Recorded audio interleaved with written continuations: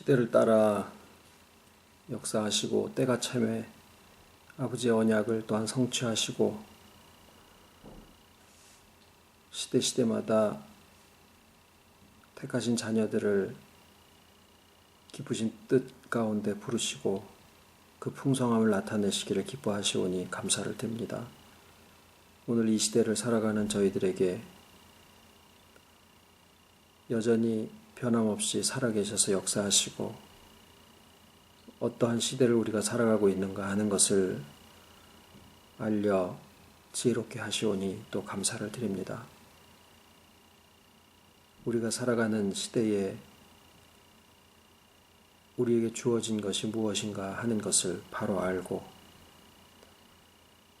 말씀으로 주시는 복음에 근거한 믿음이 우리로 하여금 온전하게 하여 주시옵기를 이 시간에도 사모를 드리고 모든 말씀 예수님 이름으로 기도드립니다. 아멘.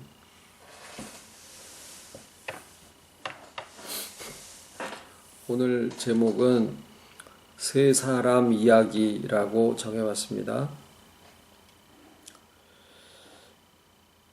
첫 번째 사람은 보아스입니다. 보아스는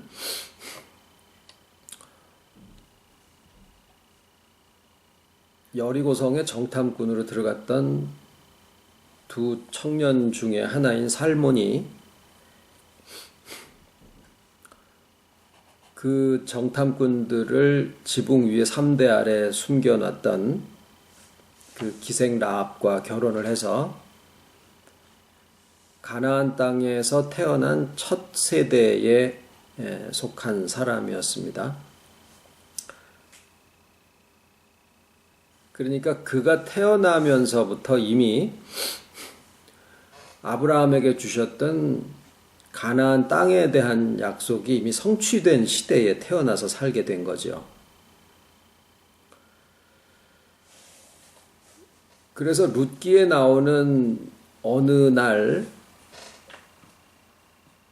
보리 추수가 되어지고 있었던 그날 일하는 청년들이 타작을 하고 보리를 추수를 하고 있을 때 이제 보아스는 나이가 좀 들었겠죠. 그 보리단 사이에서 뭐 자리를 폈는지 평상을 깔았는지 거기에서 잠을 자고 있었던 그 하루에 우리가 같이 만약에 참석을 해 본다라고 하면 이미 하나님의 약속은 이루어졌고 물론 그때 당시에 가나안 땅을 12지파에게 다 나눠 주셨는데 그 땅들을 아직 정복하지 못한 단지파라든가 이런 지파들은 여전히 전쟁 중에 있었지만 유대지파는 일찌감치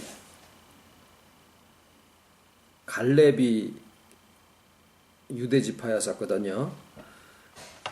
갈렙의 지도하에서 예루살렘을 중심으로 해서 유대 지역을 다 이미 정복을 끝낸 상태라 베들레헴은 그 유대 땅 중에 하나였었죠. 그래서 더 이상 그 지역에서는 전쟁도 필요가 없었고 분깃으로 다 물려받은 땅들을 이 살몬 집안도 물려받게 되었고 자기 분깃을 갖게 되었고 그래서 거기에서 편안하게 농사를 지면서 보아스는 말 그대로 빈곤이라든가 궁핍을 전혀 알지 못한 그런 세월을 살고 있었습니다. 이제 그러던 어느 날 그가 보리단 사이에 자리를 깔고 누워서 잠을 청하고 있는데 발 밑에 뭐가 꼼지락거리는 게 느껴져서 화들짝 놀래가지고 보니까 웬 소녀 아이가 발 밑에 있는 것을 발견하게 됐죠. 그 아이가 룻이었었죠. 그러니까 그 룻의 사건은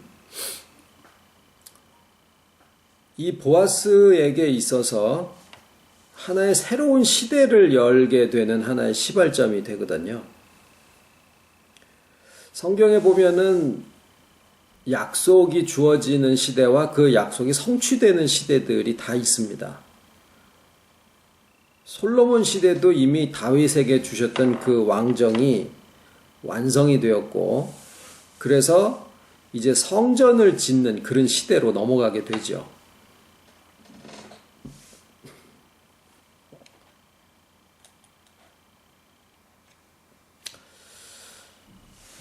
보아스에게 그 하나님의 약속이라고 하는 것은 가나안 땅으로 주어졌습니다.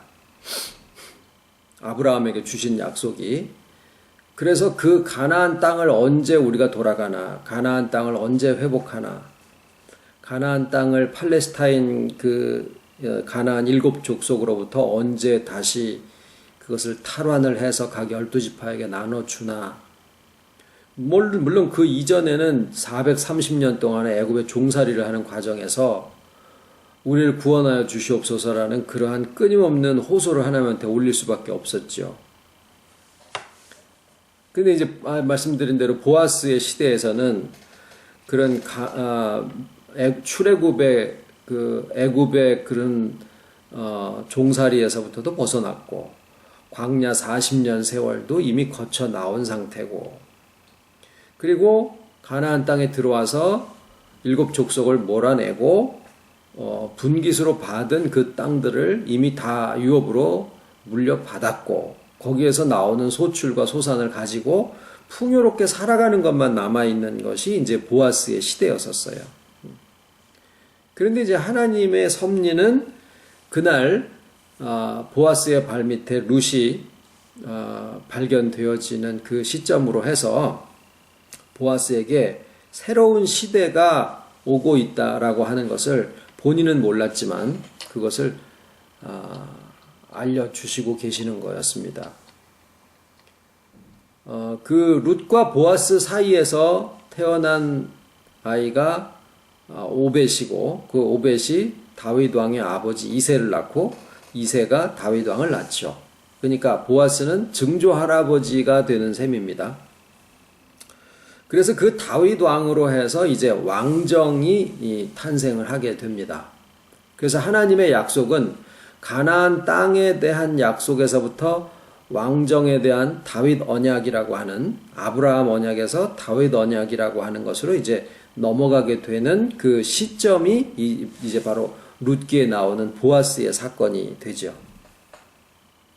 그리고 그 다윗 왕의 왕정이 시작이 되면서 솔로몬 시대로 넘어가게 되는데, 솔로몬 시대 때 다시 솔로몬의 성전 언약이 또 주어지게 돼요. 이 성전에서 불이 꺼지지 않게 해주겠다.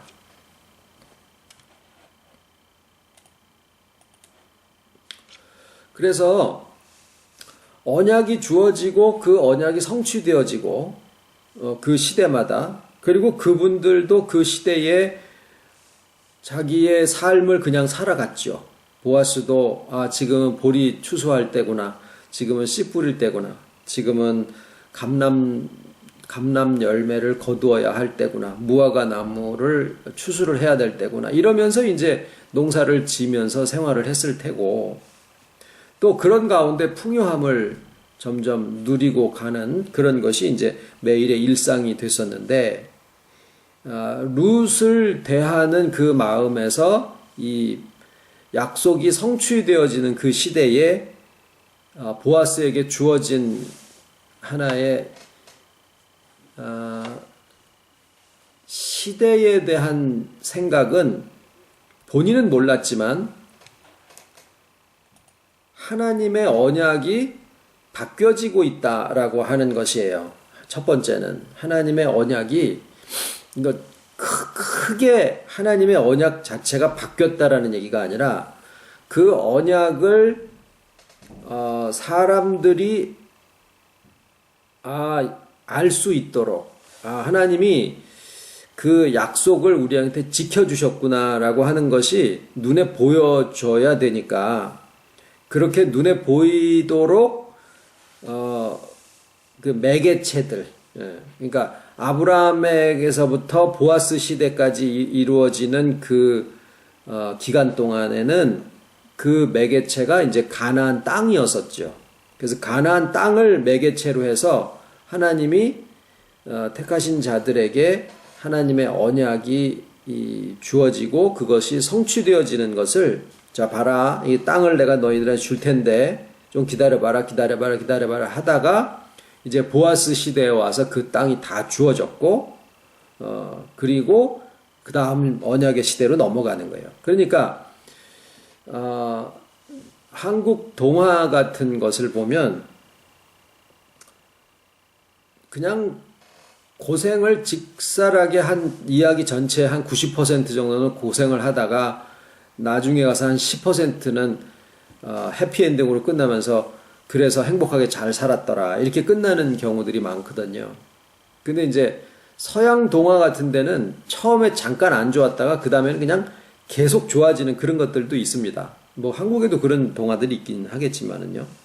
근데 그런 면에서 볼 때 아브라함과 이삭과 야곱에게 주신 가나안 땅의 약속이 430년의 종살이를 했죠. 광야 40년을 거쳤죠. 그리고 보아스 때에 오면서 그 다음에 보아스 일대에만 잠깐 그 풍성함을 누리다가 그 다음에 그 언약이 그 다음으로 바로 넘어가서 왕정의 언약, 다윗 왕의 언약으로 바뀌고, 다윗 왕의 언약도 그 다음에는 솔로몬의 성전의 언약으로 또 바뀌면서 그 수명이 굉장히 단축이 되어지고 있다라는 느낌을 받아요.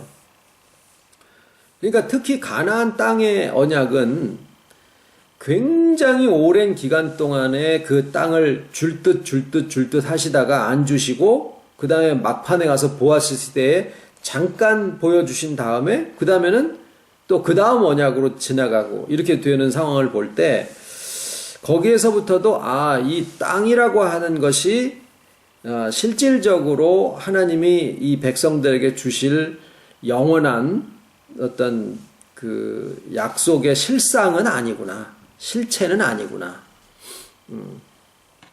그러니까 오늘날 자 이제 이런 그 내용들을 쭉 보시다 보면은 그런 매개체로 실체에 대한 하나의 그림자처럼 실상이 있는데, 그 약속의 실상이 있는데, 약속의 실상이 오기까지의 하나의 중간 상징물처럼 되어 있었던 것들이 이제 가나안 땅을 지금 말씀드렸고, 다윗 왕정이나 또는 그 전에 이제 노아에게 주셨던 노아 언약도 있고요, 아담에게 주신 언약도 있고, 그리고 솔로몬의 성전의 언약, 이런 것들이 이제 있는데, 이런 것들이 다 그림자, 성경대로 한다면 그림자라는 겁니다. 그리고 그것의 그 시대마다 보아스가 그러했고, 그 다음에 솔로몬이 그러했고, 몇 되지는 않아요. 약속의 실상이 성취되어지는 것을, 약속이 성취되어지는 것을 누릴 수 있었던 그런 시대가 그렇게 중간중간에 잠깐씩 나오게 됩니다. 길지도 않아요. 그러니까 즉시 하나가 이루어지면 그 다음 언약으로 이렇게 넘어가면서 하나님이 무언가를 그 시대를 통해서 자꾸 가르침을 주시고 있다라고 하는 것을 성경 역사를 통해서 이제 보여주고 계시는데, 이 보아스 시대에 보아스의 약속의 그 성취를 받아서 누리고 있었던 그 시대에 하나님이 룻을 보내셔가지고 룻을 아내로 맡게 하시는 그 사건이 보아스에게는 뭐에 해당하는 거냐면은 성경의 표현으로는 인애라고 합니다. 인애. 지난번에 언제 우리 수련회 때 2년 전인가요? 헤세드라고 한번 주제로 말씀을 드린 적이 있었죠. 하나님의 인애.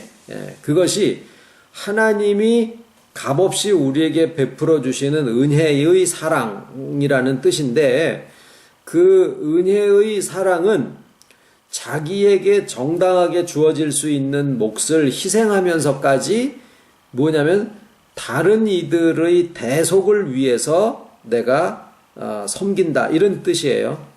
그러니까 거기 중요한 것은 다른 사람의 대속이라는 말입니다. 대속.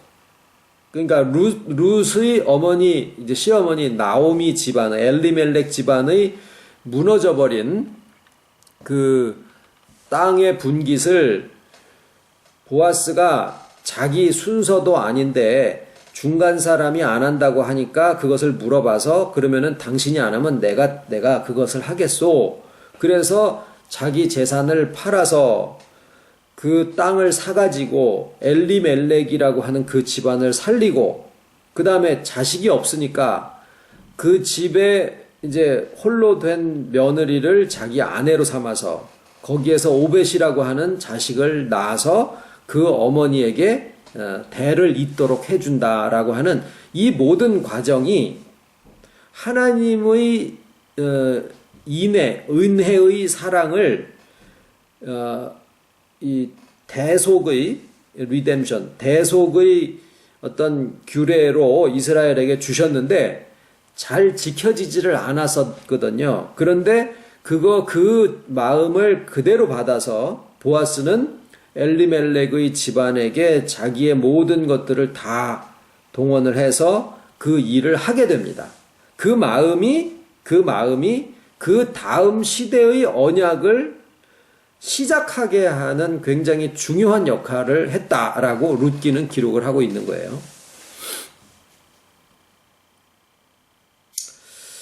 두 번째 사람은 디모데입니다. 디모데는 아버지는 헬라인이었었고 어머니는 유대인이었었어요. 그러니까 외할머니죠.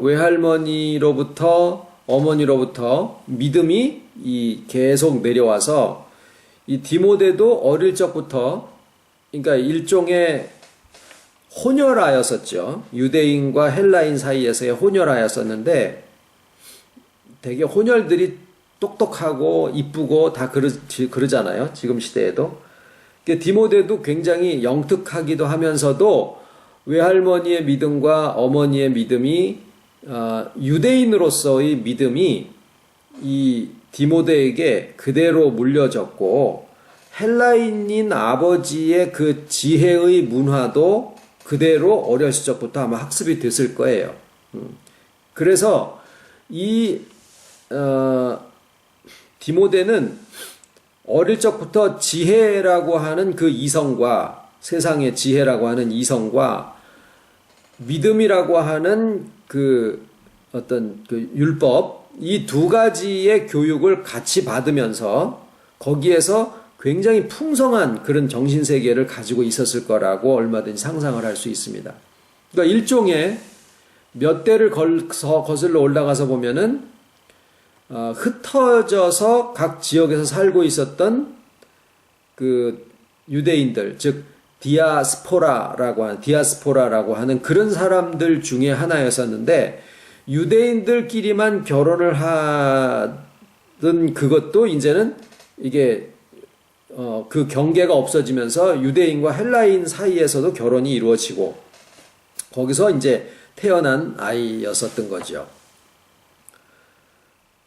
그 디모데가 가지고 있었던 믿음은 이제 솔로몬 시대를 거치면서 이스라엘 나라가 두 조가리가 나고 북이스라엘이 아수르에게 멸망을 당하고 남유다도 바벨론에게 멸망을 당하고 그 다음에 다 포로로 돼가죠. 그게 이제 첫 번째 디아스포라인데 거기에서 다시 돌아오는 사람들이 있었는데 돌아와서 스룹바벨 성전을 짓고 예루살렘 성벽을 재건을 해요. 그런데 그 스룹바벨 성전과 뭐 에스라, 학개 뭐 이런 그 성경이 다 그 시기에 해당하는 것인데 그 성경을 그렇게 기록을 해놨음에도 불구하고 그 성전이 성전으로서의 기능을 하지는 못합니다. 단지 그때 민족 지도자들이 예루살렘 성전과 또 예루살렘 성벽을 재건을 하면서 왕은 없어도 정부도 없고 나라도 없고 해도 이 성전이라고 하는 정신적인 어떤 중심축을 해서 성전을 중심축으로 해서 이스라엘이 다시 한번 모이자라고 하는 그런 의도로 이제 스룹바벨이 성전을 건축을 했는데 결국은 그거조차도 다 무너져 버리고 말아요. 거기에 하나님의 어떤 뜻이 함께 하시지 않았다라고 하는 것을 증거를 하고 있는 거예요. 물론 이제 그 성전을 재건하는 모든 과정은 필요합니다. 그런데 시대는 어떻게 흘러가냐면 디아스포라로 점점 다 흩어져서 가나안 땅도 없어지고 다윗 왕정도 없어지고 솔로몬 성전도 없어지고 스룹바벨 성전도 없어지고 예루살렘 성벽은 다 무너져서 눈에 보여지는 것들은 하나도 없고 혈통조차도 이제 없어지기 시작하는 거예요. 그러니까 헬라인과 유대인 사이에서 결혼을 해서 혼혈이 태어나기도 하고 그 아이가 그 다음 세대로 가게 되면은 자기가 유대인이라고 하는 것조차도 잊어버릴 수가 있지만 유대인들은 그래도 어떤 정신의 맥을 이어가고 있었던 그게 하나의 이제 마지막 남은 자부심이자 자존심이었었는데 이 디모데도 그거 하나만 남은 거예요. 나 유대인이다라고 하나님의 선택을 받은 백성이라고 하는. 그런데 이제 그러고 있었던 그에게 주님의 복음을 전해준 것이 이 사도 바울이에요. 그래서 스승 사도 바울로부터 예수 그리스도의 소식을 이제 처음으로 접하게 됐을 때 무엇을 이 디모데가 알게 됐느냐 하면 내가 그렇게 배워왔던 구약의 모든 율법과 그 구약의 모든 약속과 그 약속이 성취되어지는 이 모든 과정들이 결국에는 예수 그리스도라고 하는 한 사람에게로 이게 다 실상이 이루어지기 위한 하나의 중간의 과정들이었었구나라고 하는 거를 이제 알게 된 거예요. 그러니까 그것을 안 디모데는 가나안 땅으로 돌아가야 되거나 또는 이스라엘 나라가 회복이 돼야 되거나 성전이 재건되어야 된다라고 하는 이러한 필요를 전혀 느끼지를 않았었던 거예요. 왜냐하면 실상이신 분이 이미 자기의 시대에 동시대에 유대 땅에 오셨었기 때문에. 그래서 디모데는 예수 그리스도라고 하는 그 한 인간으로 오신 그분이 하나님이시다라고 하는 것을 볼 수 있는 그 믿음을 가지게 되었던 거거든요. 그것이 두 번째 사람의 이야기예요. 디모데의 이야기가. 그러니까 디모데에게 있어서는 그 구약에 있었던 모든 언약이 주어지고 그 언약이 성취되어지는 과정이 다 구약으로 필요했지만 그 구약의 모든 언약들은 실상이신 예수 그리스도께서 이 땅에 오셔서 하나님의 언약을 성취하시기 위한 하나의 중간 매개체의 역할들이었었지 그게 우리에게 정작 영원히 필요한 우리의 언약의 실상은 아니었었다라는 거죠. 보아스 시대는 아니에요.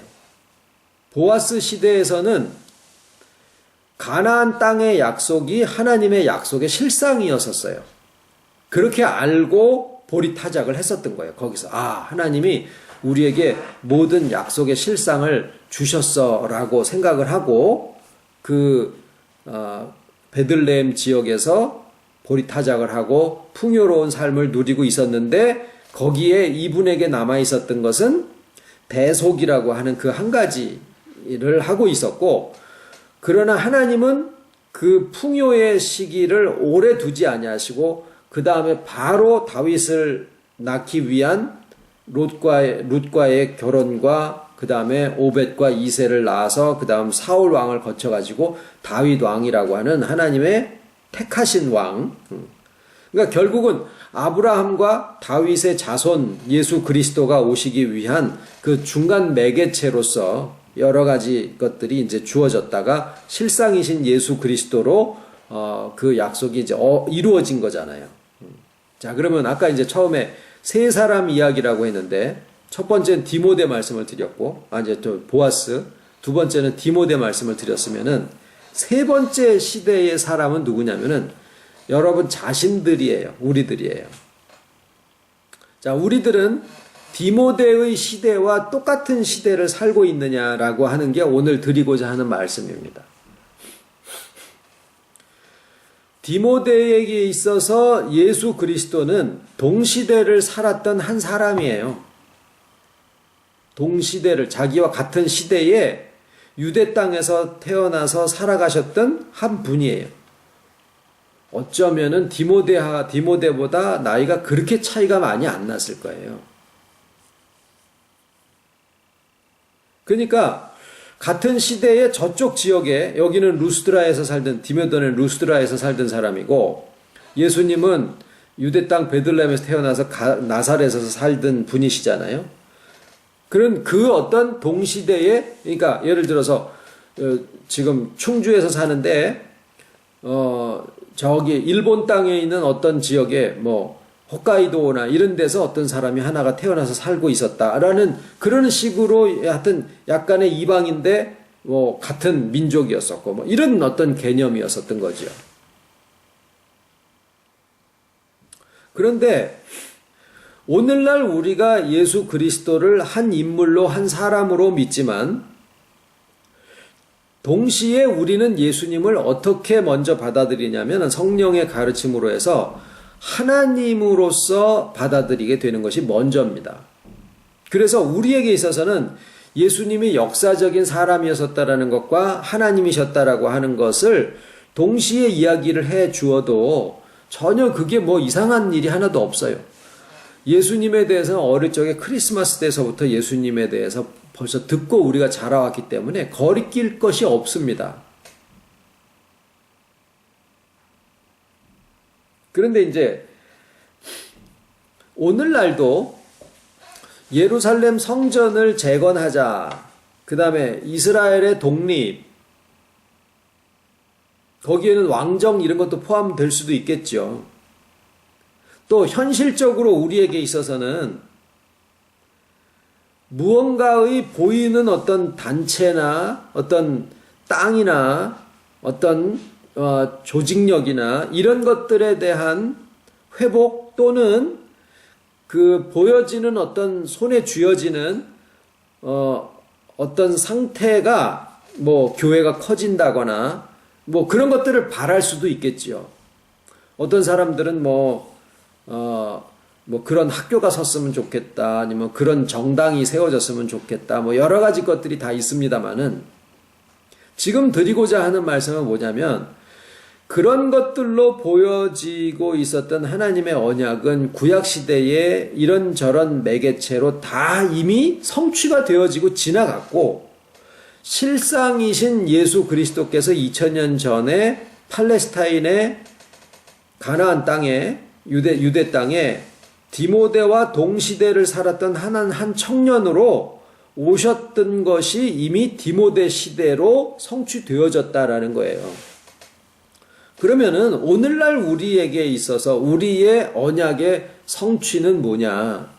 우리 오늘날을 살아가고 있는 2016년을 살아가고 있는 우리들에게 있어서의 언약의 성취는 땅도 아니고 왕정도 아니고 성전도 아닙니다. 그러니까 교회 건물이 성전이 돼서 그것을 하거나 아니면은 우리 교회 식구들이 하여튼 무슨 뭐 왕국을 이루는 것처럼 그렇게 되어지는 것도 아니고 또 실상으로서 예수님이 사람으로서 오셨잖아요. 그래서 하나님이시면서 사람이신 그 한 인물로 한 시대를 사셨고 디모데는 그 시대에 예수님을 본 거예요. 저 예수라는 분이 그 모든 약속의 실상이구나라는 걸 본 거예요. 그러면 이제 우리들의 시대의 언약의 실상은 무엇이냐? 보아스 시대에는 아브라함에게 주신다고 했던 가나안 땅에서 그것을 다 얻어서 거기서 보리타작을 하고 있는 그것이 언약의 실상이었었고 디모데에게 있어서는 땅도 필요 없어, 왕도 필요 없어, 무슨 뭐 국가도 필요 없어. 이제는 우리에게 필요한 것은 예수 그리스도라는 그 한 인물이 이 땅에 오셨다라는 거야. 그러면 오늘날을 살고 있는 우리들에게 있어서의 언약의 실상은 뭐냐? 여러분 자신이에요. 여러분 자신. 우리들 자신이에요. 언약의 실상이 이제 우리 시대에는 예수님이 한 인물로 2000년 전에 계셨던 것을 우리가 분명하게 믿지만 디모데도 아브라함이 역사적인 실존 인물이라고 하는 것에 대해서 의심할 여지가 없었어요. 그건 분명한 사실이었다. 모세도 마찬가지고. 오늘날 우리도 예수님이 역사적으로 2000년 전에 유대 땅에서 33년 4개월을 살다가 부활 승천하셨다라고 하는 사실에 대해서 의심할 바가 없어요. 내가 그 손을 잡아보지 않았고 그분과 한 번이라도 얼굴을 대면하지 않더라도 그것에 대해서 의심하는 바는 없어요. 그런데 우리들에게 있어서의 주님의 느낌은 2000년 전 과거에 실존했던 인물이에요. 디모데에게 있어서의 예수님은 동시대를 살고 있었던 한 인물이에요. 그런데 그 시대에 디모데의 믿음은 동시대를 살고 있었던 어떤 한 인물이 하나님의 아들이셨다. 하나님이시면서 또 사람이셨다라고 하는 것을 그거를 믿어드릴 수 있었던 것이 그때 약속의 실상이었었다라는 거예요. 그런데 2000년 전에 예수님이 그 실상으로 오셔서 부활 승천하신 다음에 동시대 사람들은 주님이 부활하셨구나라고 하는 그 사실을 처음엔 증거했어요.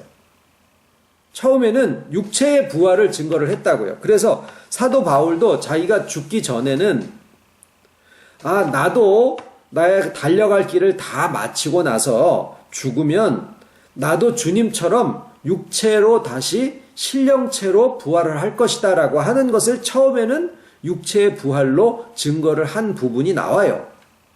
그런데 점점 가다가 보니까 그게 아닌 거예요. 그래서 사도 바울이 가지고 있었던 부활에 대한 믿음이 자꾸 바뀌어가게 됩니다.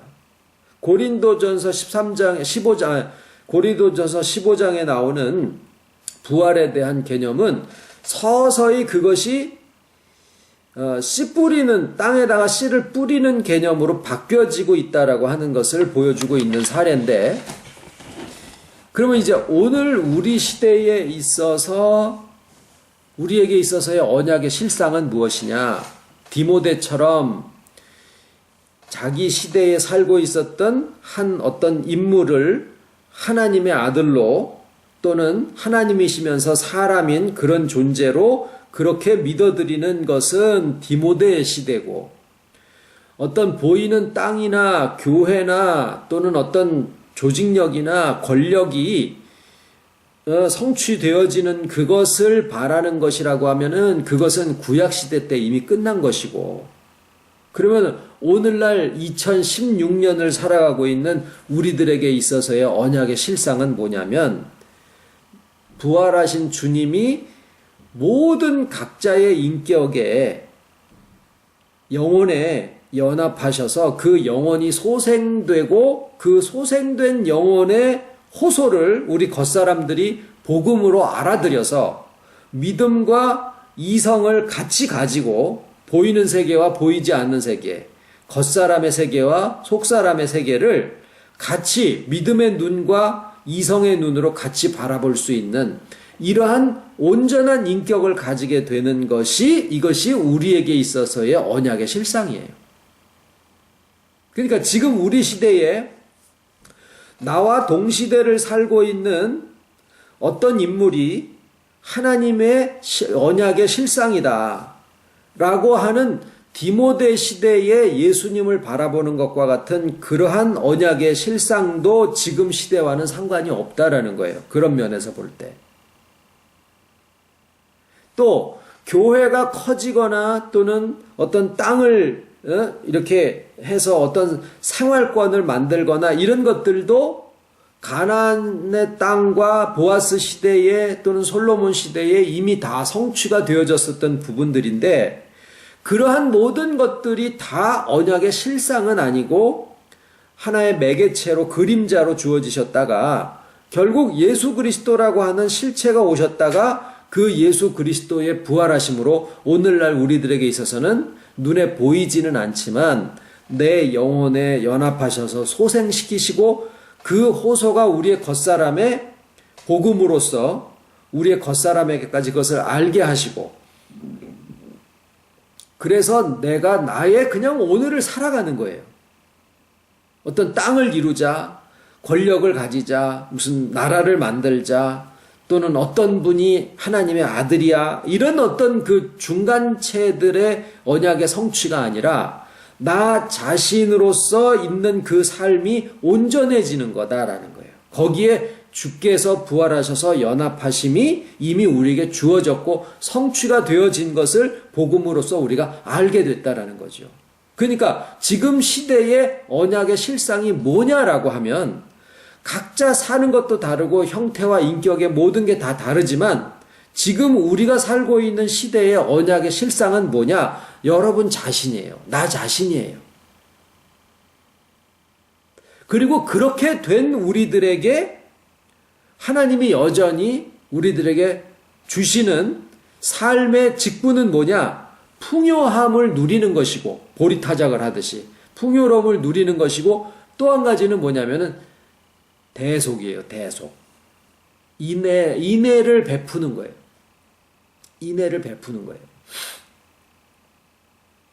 다른 사람의 회복을 위해서 살아가는 삶이 우리의 삶에게 주어진 하나님의 주어지신 하나님의 그리스도에게 주시는, 그러니까 2000년 전에 오셔서 그리스도께서 하신 역사가 실상은 무엇이냐? 회복을 하게 해주신 거예요.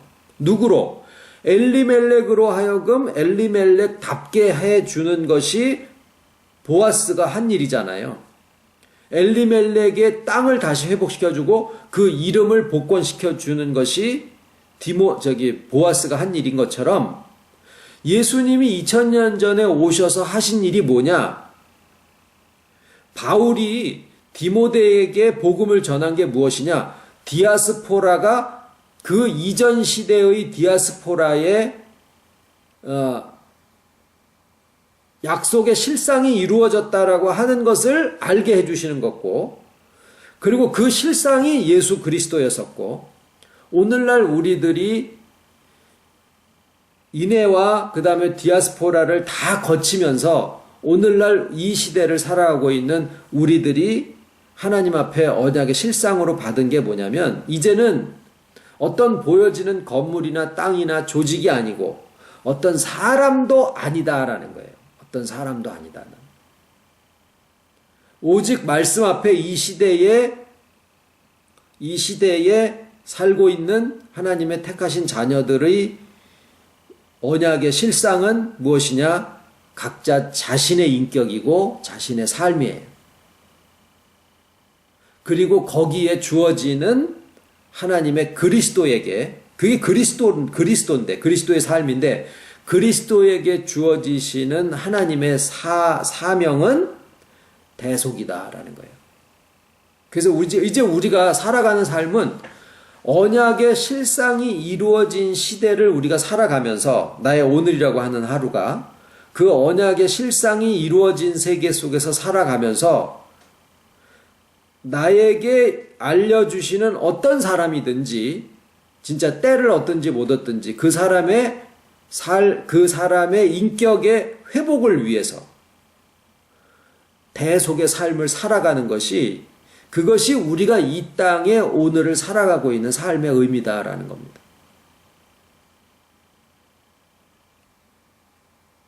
그것을 위해서 보아스는 자기 재산을 드렸고 생각을 했고 사람들을 불러서 이걸 어떻게 처리하면 좋겠느냐 의논을 했고, 다 거기에 자기의 재능이나 자기의 시간이나 자기의 열심이나, 나오미가 룻에게 얘기를 합니다. 그가 이 일을 다 마치기 전에는 그 열심이 절대로 쉬지 않을 거다.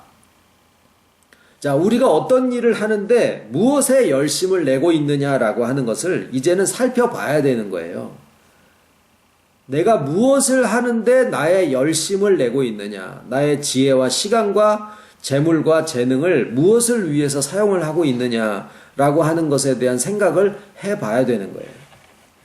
지금 우리가 이야기를 하고 있는 이 대속의 삶이 옛날처럼 교회 안에서 사람을 내가 몇 명을 전도했다느니 이런 거를 위해서 하는 것도 옛날 얘기고, 우리 교회를 얼만큼 키우기 위한 그것도 옛날 얘기고, 내가 만난 인자의 세계를 위해서 거기에 갖다 붙이기 위한 작업을 해야 된다라는 것도 옛날 얘기고, 어떤 사람을 밥을 사줘서 내 사람을 만들기 위한 것도 아니고, 그런 것도 있죠. 밥 사줘서 또는 돈 빌려줘가지고 그 사람을 내 지배 아래 놓겠다라고 하는 것은 아주 말초적인 선악과 따먹은 사람들이 하는 것들이고, 내 소유로, 내 지배로 삼으려고 하는 것.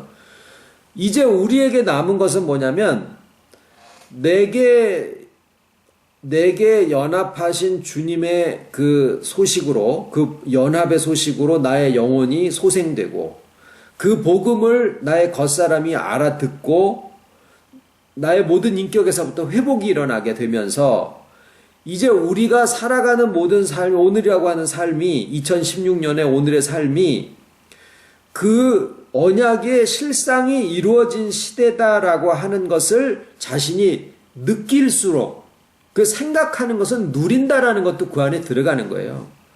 보아스가 보리타작 하는데, 아유, 이놈의 썩을 놈의 보리는 왜 이렇게 힘들게 그냥 이렇게 하고 있을 수도 있는 거고, 그런데 거기에서 보리타작을 하면서 열심을 내고 있는 청년들을 이렇게 바라보면서 말이죠. 보아스가 묵상을 안 했겠느냐 그 말이죠. 이삭이 묵상을 하듯이 보아스도 묵상을 했을 거라고요. 묵상할 때 무슨 생각을 했을까요? 아브라함한테 주셨던 그 약속이 모세의 그 모든 인도를 통해서 430년의 그 과정을 거쳐서 지금 여기까지 왔구나. 그리고 내가 그 첫 세대의 이 모든 풍요를 누리고 있구나. 그러면은 그냥 보리타작을 해서 보리가 몇 섬이 추수가 됐다라고 하는 그것만 누리는 거하고, 정말 약속이 성취가 돼가지고 거기에 지금 내가 보리를 타작을 하고 있다라고 하는 느낌하고는 완전히 다를 거다라는 거예요. 디모데도 자기 시대에 그러했을 거라는 거죠. 외할머니에서부터 무슨 얘기를 들었겠냐고요. 우리는 유대인이다. 네가 비록 헬라인의 아들의 피가 있지만 우리는 유대인이다. 그래서 자신을 유대인으로 알고 산 거예요. 한국 어머니와 미국 아버지 사이에서 태어난 혼혈애가 자기 말을 잃지 않고 자기 믿음을 지키면서 나는 한국 사람이야. 생긴 거는 미국 아이처럼 생겼는데 나는 한국 사람이야. 그리고 김치 먹고 케이팝 듣고 한국을 오고 싶어 하고 이러는 사람처럼 살았다라는 거예요. 그때 당시에 디모데가. 그런데 디모데도 그 모든 지혜를 가지고 생각을 안 했겠냐고요. 했겠죠. 무슨 생각을 했을까요? 이 디아스포라로 흩어졌었던 유대인들에게 사도 바울 선생님이라고 하는 또 다른 흩어진 유대인들이 주님의 복음을 전하는데, 이 복음이 실상 우리가 흩어지게까지 그 하나님의 모든 섭리가 바로 이 복음을 위해서 우리가 그 고생을 했구나. 우리가 이방에 와서 이렇게 외국인으로 살아가고 있는 이 모든 과정에서도 유대인이라고 하는 것을 놓지 않고 살아가고 있는데, 그 모든 그 과정의 실상이 바로 예수 그리스도구나 라고 하는 것을 그때 생각을 했을 거라고 말이에요. 복음을 들으면서 시대의 모든 흐름을 생각을 했을 거라는 거죠. 자, 우리가 지금 이 말씀을 받고 있는 말씀이 교회에서 전하는 말씀, 일반적으로 전하고 있는 말씀과 다르지 않습니다. 우리가 받은 구원이 예수 그리스도의 부활하심으로 말미암아 우리의 영혼이 소생함을 받고 우리의 겉사람이 그 영혼에서부터 흘러나오는 생수의 강물이 인격의 각 층마다 회복을 시키고 또 충만에까지 이르게 하는 그런 과정에 우리가 있다라고 하는 이것이 거저 주어진 것이냐고 한번 생각을 해보시자고요. 어떤 이들은 말씀을 파내버리기도 하고 과거를 단절하기도 하고 부정하기도 하고, 그러나 그 모든 과정에 우리와 함께 하셨던 하나님의 섭리를 우리가 믿을진대는 이 과정이 오늘날까지 오기에 모든 과정이 결코 괜한 세월이 아니었다라고 하는 것을 언제 아느냐? 내가 자신이 생각을 해볼 때예요. 이렇게 우리가 온 모든 과정들을 생각을 해볼 때, 아, 내가 있는 이 자리가 지금 어디구나. 약속의 실상이 지금 이루어지는 그런 시대에 오늘 하루를 내가 살고 있는 거구나. 보리타작은 힘들지만, 내가 지금 직장에서 일하고 있는 일들은 힘들지만, 눈에 보여지는 교회 건물이 몇천 명이 모이고, 우리의 조직이 얼마큼이 되고, 우리 교회가 무슨 큰 사업을 하고, 이런 것들은 지금 하나도 눈에 보여지는 것은 없지만, 생각하는 사람은 지금 오늘의 하루가 그 모든 과정들을 통해서 하나님의 주신 그 모든 언약이 성취되어진 그 하루에 내가 지금 살고 있다라고 하는 것을 알 수가 있다라는 거예요. 그때 느껴지는 그 풍요가 디모데의 풍요로움이고 보아스의 풍요로움이에요.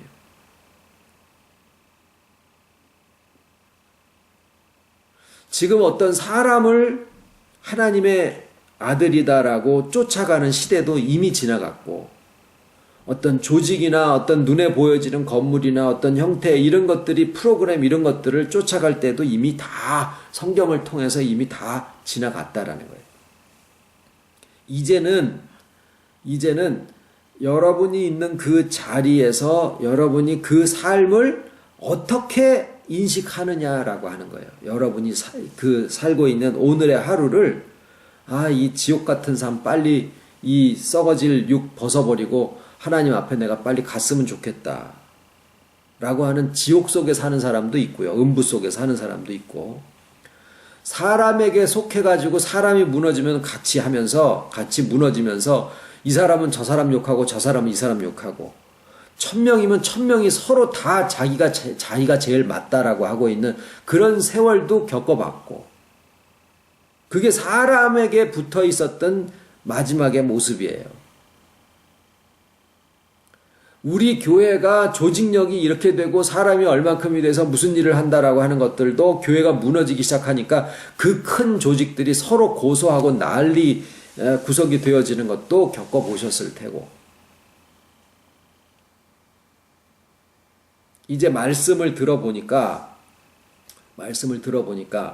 조직을 만들자는 것도 아니고, 설교하는 이가 자기 자신을 내세우는 것 같지도 않고, 왜냐하면 아니니까, 그게 아닌 거를 알고 증거를 하니까,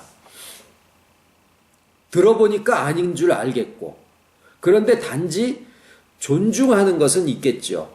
말씀이 귀하니까 존중하는 건 있겠죠. 그러나 사람에게 속하는 건 아니다라는 거는, 그거는 확실하다라는 거예요.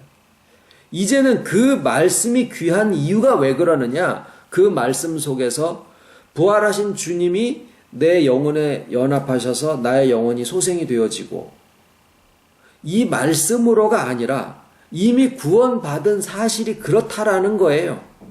그리고 그 말씀도 내 영혼의 소생함을 통해서 우리의 겉사람이 회복되어지는 그 모든 과정이 심리학적인 치료에 의해서도 아니고, 무슨 충격요법도 아니고, 노력도 아니고, 내 속에서 소생한 영혼의 생수의 흐름이 말씀을 통해서 점점 흘러내려올 때, 말씀을 통해서 우리의 지식이 바뀌고 생각이 바뀌고, 치유가 된 곳에서부터 생각이 바뀌어지니까 수고롭지 않게 나의 마음이 변화되어지더라라는 거예요. 혈기 죽여 자존심 꺾어 하지 않아도 내 속에서 감정에 치우치지 않을 수 있게 되더라라는 거죠. 나의 선택이 지혜로워지고 들 때와 날 때에 대한 것을 알고 할 말과 하지 않을 말에 대한 것을 알게 되고 단단한 것들이 물렁물렁해지고 고집스러운 것들이 이렇게 편안해지는 그런 자신을 점점 알아가게 되는 그 흐름을 얘기를 한다라는 거예요. 이것이 우리가 눈에 보여지는 것이 아니지만은 나의 실상을 회복하는 거예요. 나의 실상을. 주님의 연합으로 인해서. 그것이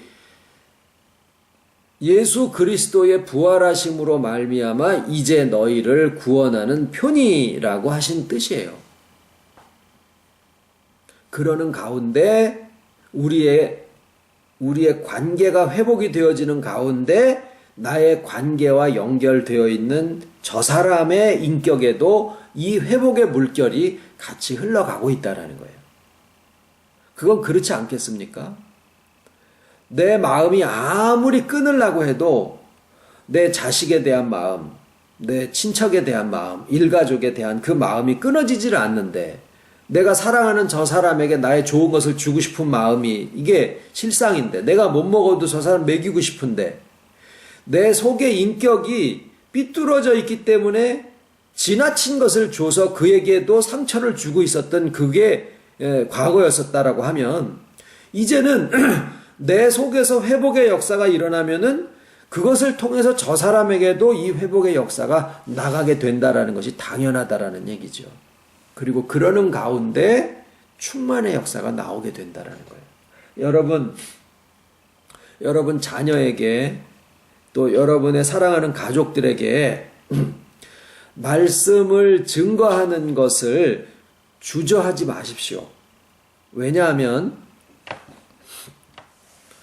그 입을 여는 그 말에 하나님의 능력이 함께 하십니다. 아유, 안 들어. 그렇지 않아요. 그렇지 않습니다. 듣습니다. 듣게 하시는 이가 귀를 열어주시기 때문에 듣습니다. 아우, 쟤는 말 안 들어. 그러면 생각을 하셔야 돼요. 생각을 하시면서 그게 기도예요. 어떻게 해야 될까요? 그것을 하시고 말씀을 하시면 듣습니다. 하나님이 함께 하십니다. 그러니까 이 말씀을 누군가에게 전하는 것에 대해서 주저하시지 마세요. 그냥 하세요. 때를 얻든 못 얻든 그냥 하시면 말씀이 역사를 합니다. 또 어떤 시기가 오기를 기다릴 수도 있겠죠. 지혜로.